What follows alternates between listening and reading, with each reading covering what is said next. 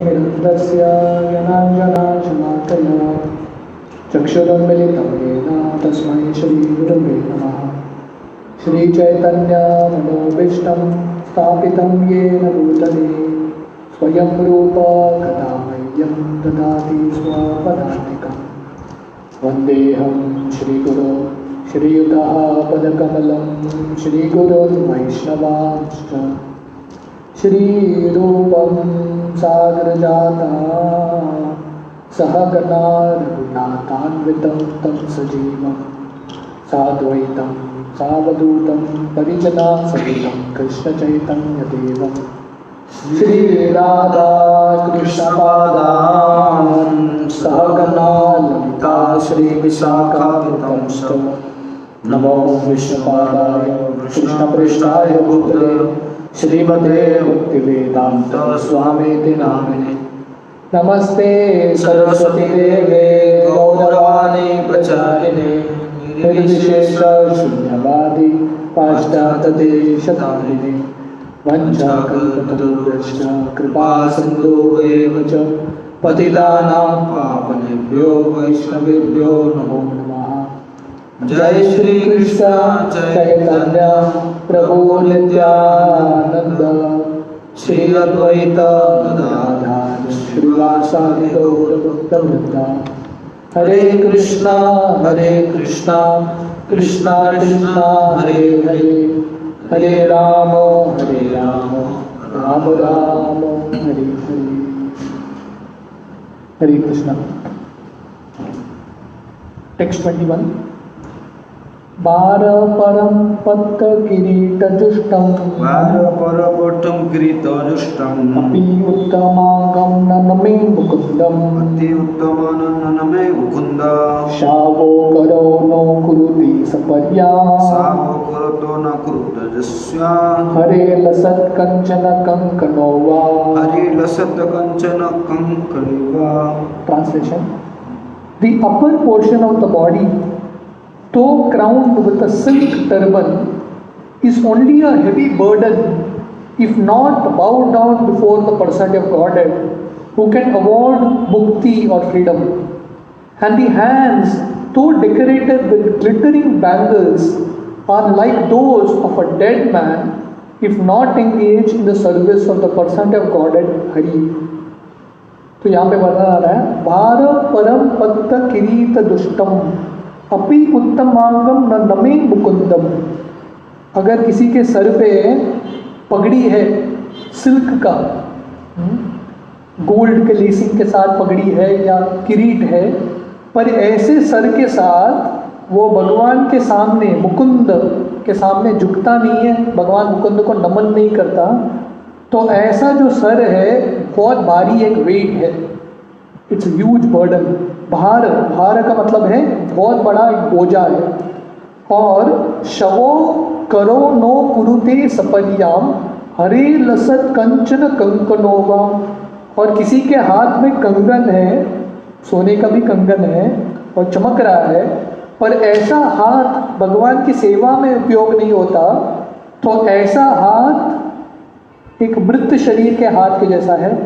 और जैसे मृत शरीर में एक डेकोरेशन होता है, मृत शरीर को कंगन पहना है तो कैसा दिखेगा, तो वैसे ही जो हाथ भगवान की सेवा में उपयोग नहीं होते, ऐसा हाथ मृत शरीर के ऊपर श्रृंगार किया जैसा उपमा आता है यहाँ पे। Purport: As stated herein before, there are three kinds of devotees of the Lord. तो जैसे बहुत बार प्रभुपाद ने समझाया कि तीन श्रेणी के भक्त हैं। The first class devotee does not at all see anyone who is not in the service of the Lord. But the second class devotee makes distinctions between the devotees and non-devotees. तो तीन श्रेणी के भक्त हैं। पहला है उत्तम अधिकारी। ये जो उत्तम अधिकारी है हर एक को भक्ति देखता है, क्योंकि उसका दृष्टिकोण अलग ही है, पूरे तरह से शुद्ध है, इसलिए वो भक्त और अभक्त में भेदभाव देखता ही नहीं है। उसके लिए सब भक्त हैं, क्योंकि आत्मा के स्तर पे सब शुद्ध है। पर जो मध्यम अधिकारी है वो डिस्टिंग्विशन करता है, ये भक्त है, ये अभक्त है। भक्तों के साथ मैं संग करूँगा, अभक्तों को भक्त बनाने का प्रयास करूँगा। तो ये मध्यम अधिकारी का स्तर है। The second class devotees are therefore meant for preaching work and as referred to the above verse they must loudly preach the glories of the Lord. Prabhupada पिछले श्लोक में भी यही बोल रहे हैं, ये श्लोक में भी यही बोल रहे हैं। तो इसलिए जो प्रचार कार्य करते हैं उत्तम अधिकारी नहीं करते, मध्यम अधिकारी करते हैं, या उत्तम अधिकारी को भी करना है, मध्यम अधिकारी के स्तर पे आके ही प्रचार होता है। क्योंकि उत्तम अधिकारी हर एक को भक्ति देखते हैं, प्रचार किसको करेंगे, वो प्रचार किसी को करते नहीं है। जो मध्यम अधिकारी है प्रचार करता है और उसका कार्य है जोर से ऊंचे स्वर में भगवान का गुणगान कथा करना। The second class devotee accepts disciples from the section of third class devotees or non-devotees. इसलिए ये जो मध्यम अधिकारी है वो गुरु बनता है और शिष्य स्वीकार करता है। जो तीसरी श्रेणी के लोग हैं कनिष्ठ अधिकारी, थर्ड क्लास डिवोटीज, उनको शिष्य बना के मध्यम स्तर तक लेके आता है।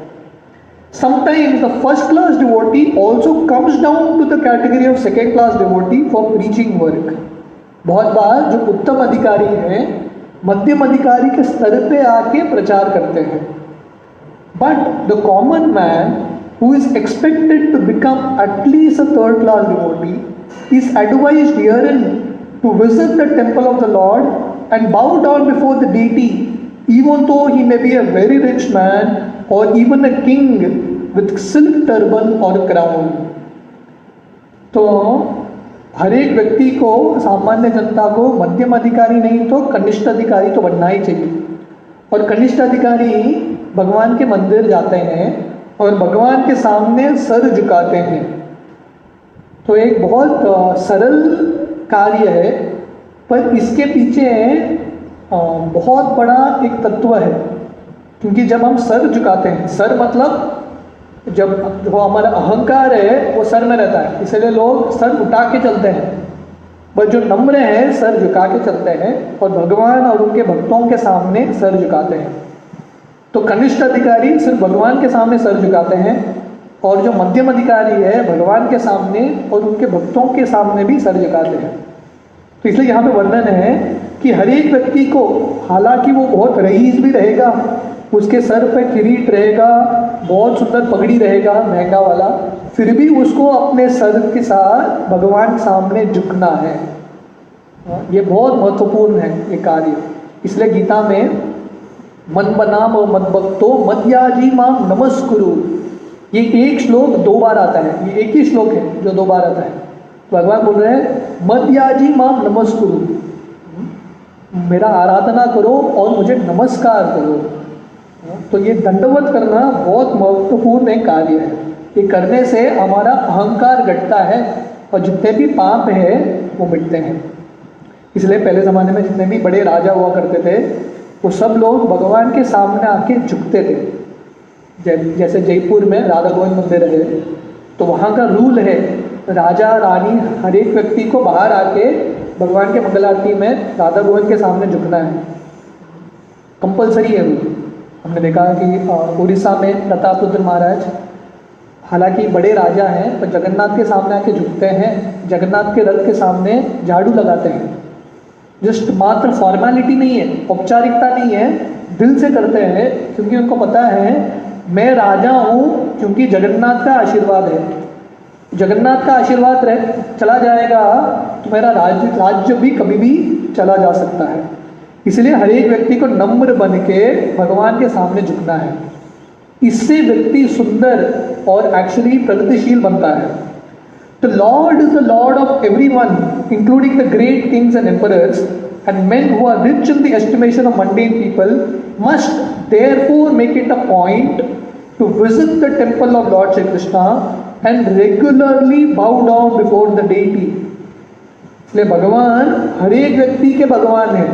जगन्नाथ प्रभुपाद बहुत बार बोलते थे ये ओरिया नाथ नहीं है, जगन्नाथ है। उनको सिर्फ ओरिया में बांध के मत रखो, जगन्नाथ है। इसलिए हर एक व्यक्ति को, बड़े से बड़ा राजा, उसको आके भगवान के सामने झुकना है। तो ये हमारा वैदिक पद्धति है। क्षत्रिय जितने भी राज ऋषि हुए हमारे, हर एक व्यक्ति भगवान के सामने जाके झुकता है। युधिष्ठिर हो, पांडव हो, ये हमारा संस्कृति है।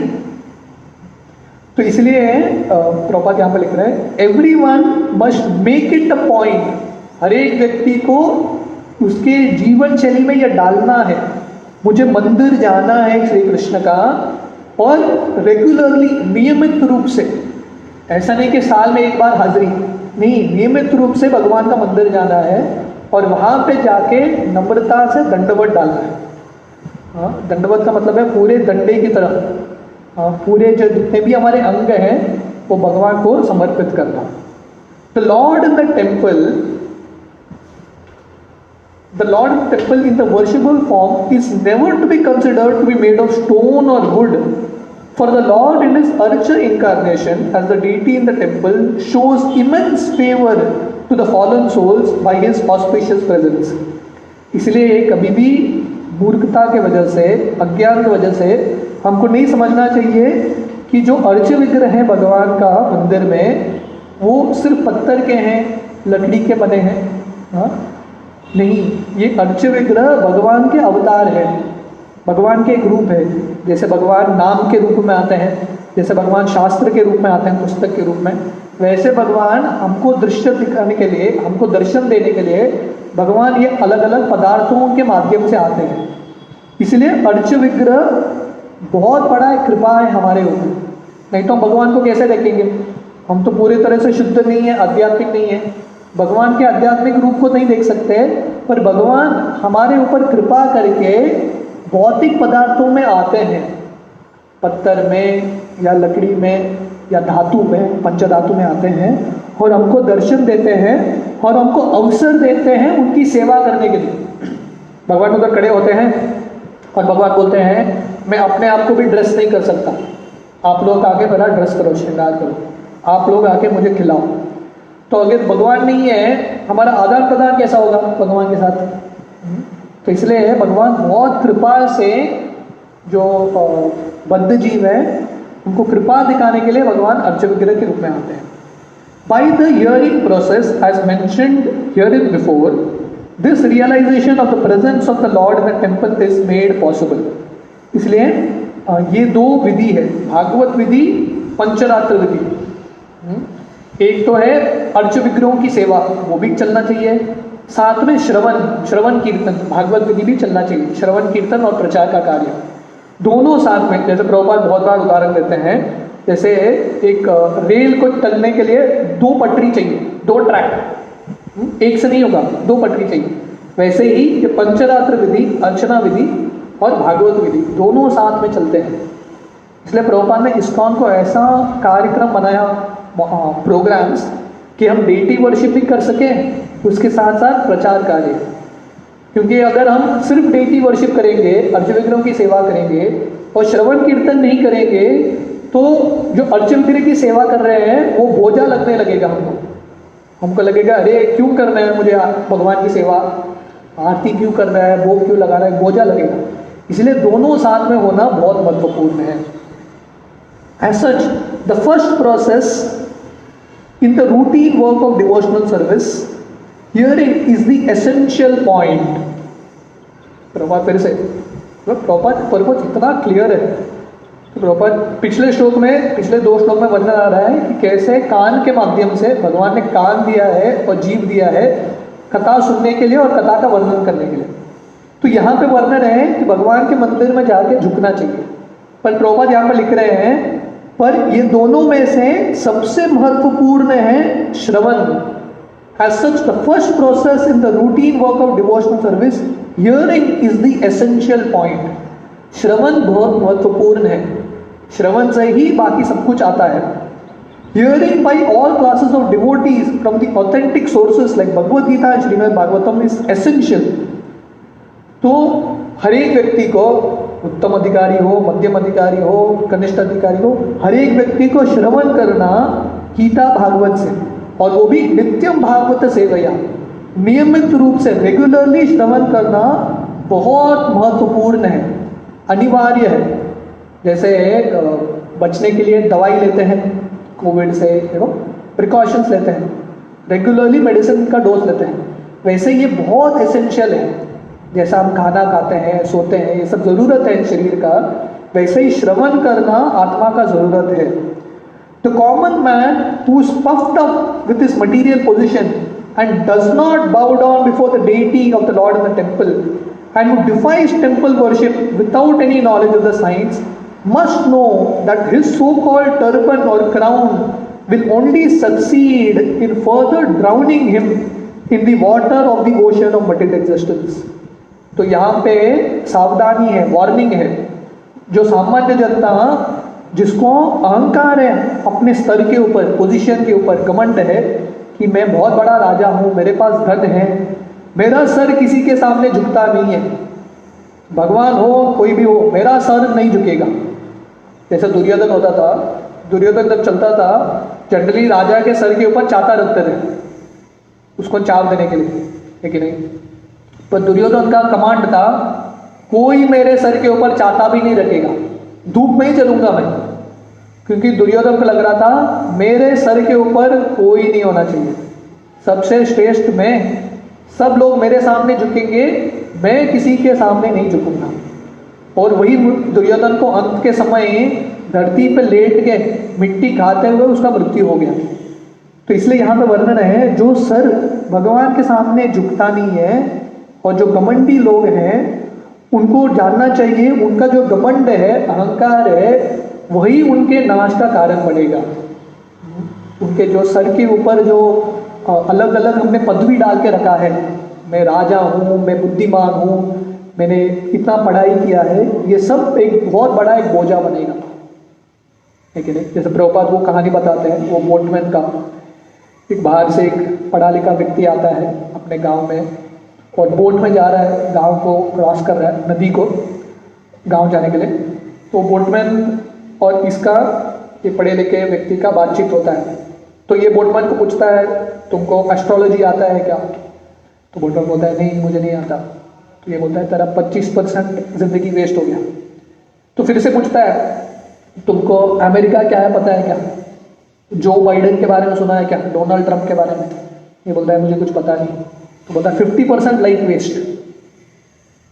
बाद में पूछता है कि तुमको हिस्ट्री के बारे में पता है क्या? इतिहास सुना है तुमने अलग अलग कंट्री का इतिहास? तो बोलता है मुझे पता नहीं। तो बोलता है 75% लाइफ वेस्ट। तो ऐसा बातचीत करते करते नाव तूफान आने लगा उधर, वो जो बोट है नाव डूबने लगा। तो ये नाव वाला इसको पूछता है तुमको स्विमिंग आता है क्या? तैरना आता है क्या? ये बोलता है मुझे नहीं आता। तो बोलता है तेरा 100% लाइफ वेस्ट। तो वैसे ही अगर हमने सब कुछ पा लिया, राजा बन गए, अमीर बन गए, ज्ञानी बन गए, सब कुछ हो गया, पर सर भगवान के सामने नहीं झुक रहा, ये सर, ये जो घमंड है वो हमको और डुबाएगा जल्दी ये भौतिक दुनिया में। और हमने इतिहास में पढ़ा है कितने सारे घमंडी लोग आके गए, है कि नहीं? रावण इतना घमंडी था, उसको लग रहा था मेरे से श्रेष्ठ और कोई नहीं है, राम क्या करेगा मेरा। हिरण्यकशिपु को लग रहा था मेरे से श्रेष्ठ कोई नहीं है, मुझे अमरत्व का वर मिला है। पर हर एक व्यक्ति का घमंड टूटा। क्यों? क्योंकि भगवान के सामने वो झुके नहीं। और drowning man with a heavy weight on his head is sure to go down more swiftly than those who have no heavy weight. जो डूबता हुआ व्यक्ति, उसके सर पे बोझा रखो 10 किलो का, और जल्दी डूबेगा। तो जितना हम बोझा रखेंगे अहंकार का, हमारे पदवी का, हमारे ज्ञान का, हमारे सुंदरता का, ये जो अहंकार है और जल्दी डुबाएगा हमको भवसागर में। इसलिए चैतन्य महाप्रभु का सबसे प्रमुख शिक्षण है तृणादपि सुनीचेन तरोरेव सहिष्णुता। इसलिए हमको नम्र बनना है और नम्र बन के जानना है कि भगवान महान है, हम छोटे हैं। हमारा शाश्वत कार्य है भगवान के सामने झुकना।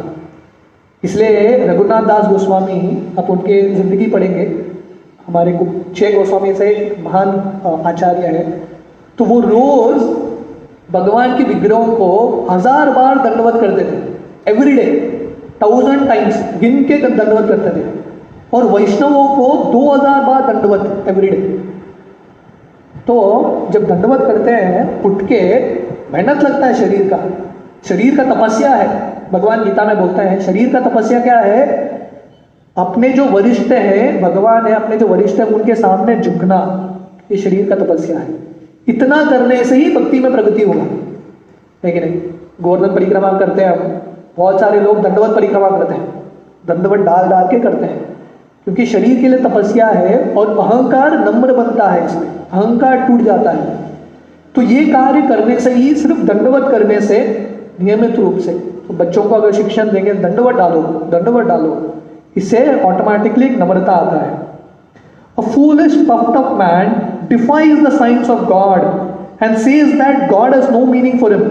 But when he's in the grip of God's law and is caught by some disease like cerebral thrombosis, that godless man sinks into the ocean of nations by the weight of his material acquisition. तो अहंकारी व्यक्ति बोलेगा, अरे भगवान कोई होता नहीं है, मैं भगवान में विश्वास नहीं करता, कौन है भगवान, मैं ही श्रेष्ठ हूँ। इसके पहले बहुत सारे नास्तिक हुए, रावण भी यही बोला, हिरण्यकशिपु भी यही बोला, है कि नहीं? तो बहुत सारे लोग इतना घमंड रहता है, बोलते भगवान कोई नहीं, मैं ही भगवान हूँ। एक फिलोसोफर था नित्जे करके, तो वो चर्च में जाके सब जगह चर्च के वॉल पे लिख लिया उसने, गॉड इज डेड, भगवान मर गए हैं, और नीचे साइन किया नित्जे, अपना नाम डाल दिया। थोड़े साल बाद नित्जे मर गया, तो चर्च के लोगों ने रिप्लेस किया, नित्जे इज डेड, साइन गॉड। भगवान अभी बोल रहे हैं कि नित्जे मर गया।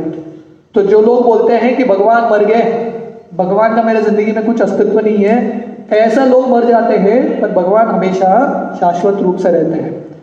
तो ऐसे अहंकारी व्यक्ति को जब डिजीज आता है, बीमारी आता है, तब उसको समझ में आता है भगवान का नियम बहुत शक्तिशाली है कि नहीं? ये कोविड में कितने बड़े बड़े लोगों को कोविड हो गया, है कि नहीं? तो कोई भी रहेगा, अमीर रहेगा, पढ़ा लिखा रहेगा, जब बीमारी आती है, कैंसर, बड़ा बीमारी, हर एक व्यक्ति नम्र बनता है। तो हमारे पास ये दो ऑप्शन है, हम स्वयं नम्र बने या भगवान की माया शक्ति हमको नम्र बनाएगी। जब स्वयं नम्र बनते हैं थोड़ा और आसानी है, जब माया शक्ति हमको नम्र बनाती है, वो सर्जरी बहुत पेनफुल होता है, बहुत बड़ा दर्दनाक होता है। Advancement of material science without God consciousness is a heavy load on the head of human society, and so one must take heed of this great warning. इसलिए भौतिक समाज में जब प्रगति होता है, बिना भगवान के, बिना कृष्ण भावनामृत के प्रगति होता है, टेक्नोलॉजी हो, ज्ञान हो, विज्ञान हो, जब प्रगति होता है बिना भगवान के, हमको जानना चाहिए ऐसा प्रगति सर के लिए बोझा है। इसलिए यहाँ पे वार्निंग, चेतावनी दे रहे हैं शौनकादि ऋषि कि हमको भौतिक ज्ञान ठीक है, पर उसको आध्यात्मिक सेवा में लगाना है भगवान के, नहीं तो ये भौतिक ज्ञान का कुछ उपयोग नहीं। The common man, if he has no time to worship the Lord, may at least engage his hands for a few seconds in washing or sweeping the Lord's temple. तो प्रभुपाद ने पहले पैराग्राफ में बताया कि कैसे सर भगवान के सामने झुकना चाहिए। अपि उत्तमांगम न नमे मुकुंदम, मुकुंद के सामने नमन करना चाहिए। और अगले पैराग्राफ में प्रभुपाद लिख रहे हैं कि हाथ भगवान के लिए सेवा करने के लिए है, भगवान के मंदिर में झाड़ू पोछा लगाने के लिए हाथ दिया है। तो कॉमन मैन, इसलिए प्रभुपाद यहाँ पर लिख रहे हैं, अगर किसी को भगवान का आराधना करने का समय नहीं है, हर एक व्यक्ति को थोड़ा समय तो आके मंदिर में भगवान के मंदिर का मार्जन, साफ सफाई करना चाहिए। Maharaj Pratap Rudra, the greatly powerful king of Odisha, was always very busy with heavy state responsibilities, yet he made it a point to sweep the temple of Lord Jagannath at Puri once a year during the festival of the Lord. महाराज प्रताप रुद्र इतने बड़े राजा थे, पूरे ओडिया के राजा थे, और इतने busy रहते थे वो, इतने सारे कार्यक्रम थे उनके, फिर भी जब रथ यात्रा होता था जगन्नाथपुरी में जगन्नाथ जी का, तो वो बाहर आके रास्ते को साफ करते थे। तो ये हर एक व्यक्ति का कार्य है अपने हाथ से जब तक भगवान क्षमता दिया है वो हाथ से भगवान की सेवा करना। The idea is however important a man one may be, he must accept the supremacy of the lord. तो इसके पीछे जो तत्व ज्ञान ये है कि हम जितना भी महान रहेंगे, हमको जानना चाहिए हम भगवान के सामने हमेशा छोटे हैं। लोगों के सामने बड़े होंगे पर भगवान के सामने हमेशा छोटे हैं, दास हैं, नित्य दास। This god consciousness will help a man even in this material prosperity. तो ये बहुत महत्वपूर्ण है कि जब हम ऐसे कृष्ण भावनामृत रहेंगे तब भौतिक रूप से भी ऐश्वर्य मिलेगा, निश्चित मिलेगा। जो लोग घमंडी हैं भगवान उनका ऐश्वर्य लेंगे, जो नम्र हैं भगवान के सामने झुकते हैं, भगवान ऐसे व्यक्ति को भौतिक ऐश्वर्य भी देंगे। जैसे मैं बोल रहा था दुर्योधन इतना घमंडी था, उसका अंत क्या हुआ? भगवान ने सब कुछ ले लिया उसे। युधिष्ठिर और पांडव हमेशा नम्र थे, भगवान के सामने झुकते थे, वैष्णवों के सामने झुकते थे, भगवान ने उनको बहुत दे दिया, पूरे दुनिया का सम्राट बना दिया युधिष्ठिर को। इसलिए जब हम भगवान के सामने झुकते हैं वो कार्य करने से ही हमको प्रसिद्धि मिलता है और यश मिलता है और जो धन है वो सब मिलता है।